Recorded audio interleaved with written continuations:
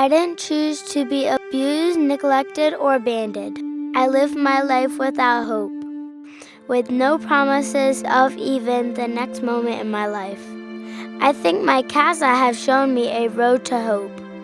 Because of her, I see a brighter today and dream about a better tomorrow.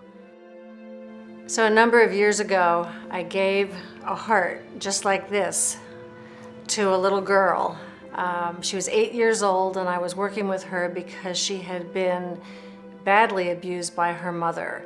The abuse was so egregious that the mother was criminally charged, and this little girl was going to have to testify in circuit court on the witness stand in front of her mother about what had happened to her.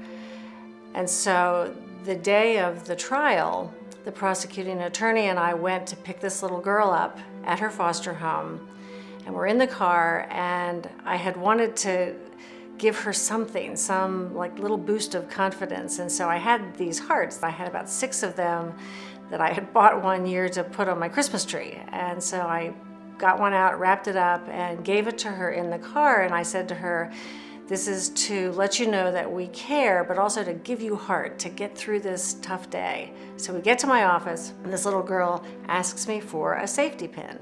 And I thought a button had popped or something. And so I got a safety pin for her, and she asked me to pin the heart on her chest right above her own heart. So when it came time, she went into the courtroom, and the entire time she testified about what had happened to her, she kept her little hand wrapped around the heart. So her mother was convicted, was sent to jail, and this little girl did have the good fortune of having some family members who were a resource for her, so she went to live with them in another state, and we lost touch with one another. 5 years later, I needed to find her because there was an issue with her mother's parole. So I found her relatives, they brought her to Maryland, and as she walked into the door of my office, I stood up and I said, I don't know if you remember me. And she said, I remember you, I still have the heart. And then she said, I dropped it. It broke into a lot of little pieces, but I scooped them up, I wrapped them in tissue paper, and I keep them in my jewelry box. And sometimes, she said, I get them out and look at them. That to me is the epitome of hope in some ways, that I may have given that little girl a heart, but that little girl gave me a gift because she taught me a lesson that has stayed with me forever, and that is that we never, ever know what we say or do today, particularly with children, how they may carry that with them for their whole lives. That little heart meant so much to that little girl that clearly she kept it, and the fact that it was a broken heart is all the more symbolic and poignant. The little heart that I held up earlier, it lives on my office door, and I see it every morning, and it reminds me that we just never know when we're going to make a difference. I hope I get to see the ocean one day. I hope I get to live with the family soon. I wish someone wanted me to be a part of their family. I hope my dad will want to talk to me again. I was reminded of a quote by Magic Johnson, which says, kids need a little help, kids need a little hope, and they need somebody to believe in them. These children need that constant support and that constant hope to know that they have an opportunity to be whoever they want to be and inspire to be something grand.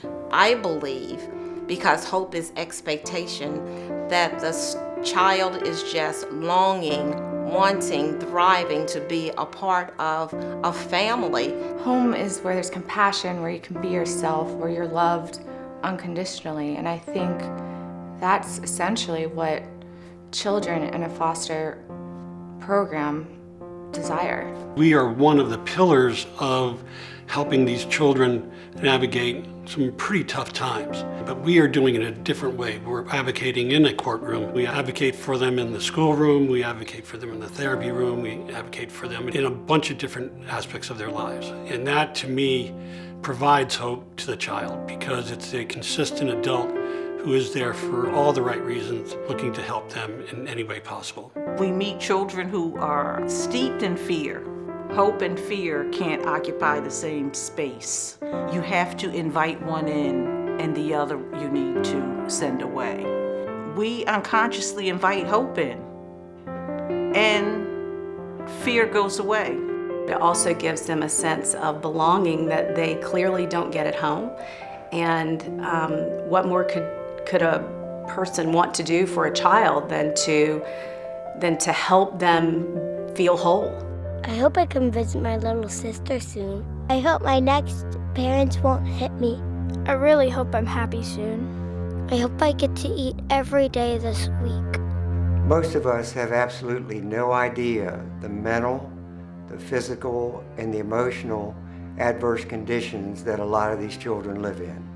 When you're in a family that's constantly in turmoil or fighting, you don't know whether you're going to have a home to go to or not. It makes a big difference, and I love the work that CASA does for the children of this area. I work with the most dedicated, compassionate staff I've ever seen put together, and there's a group of volunteers that just does extraordinary work and impacts the lives of many children. When you have people as committed as these people are, you can easily be hopeful that things will work out and work to the benefit of the children that they serve. In the beginning, I had a problem trying to remember the name CASA, what it stood for. So every time somebody would ask me, what does the CASA stand for? I kept saying, caring always, sharing always. And I said, that's what we do. CASA cares for our kids. CASA shares with our kids. I'm expecting that our child will grab a hold of that hope and see that they can become something wonderful. When he opened the door of my car to get out and go back into the group home, he finally said, "Thanks, I'll see you next time." He had never done that before. I hope my CASA knows how much I depend on him. I hope my CASA comes to my birthday party. My CASA has always been there for me, and that matters. Every child deserves a chance to have hope and a chance to make something beautiful out of their future, regardless of the trauma or the adversity that they've experienced. Please help us continue the work in this area to make a difference in the lives of children who are facing some difficult times. We appreciate your generosity. We thank you for being a part of what makes CASA great. And we just ask you to consider again supporting our work and partnering and championing this important cause. I see it day in and day out at CASA of the Mid-Shore. What CASA's and what CASA staff and what our board, what we're all doing is working toward adding hope to the lives of children. There's no place like hope. I think we're just planting seeds, and hopefully those seeds will germinate and grow later on. And when they are adults, and they will break the cycle in which they were involved as a child. Last year, I was in 3 different schools and 3 different foster homes. I had 2 social workers and 2 therapists, but only 1 CASA.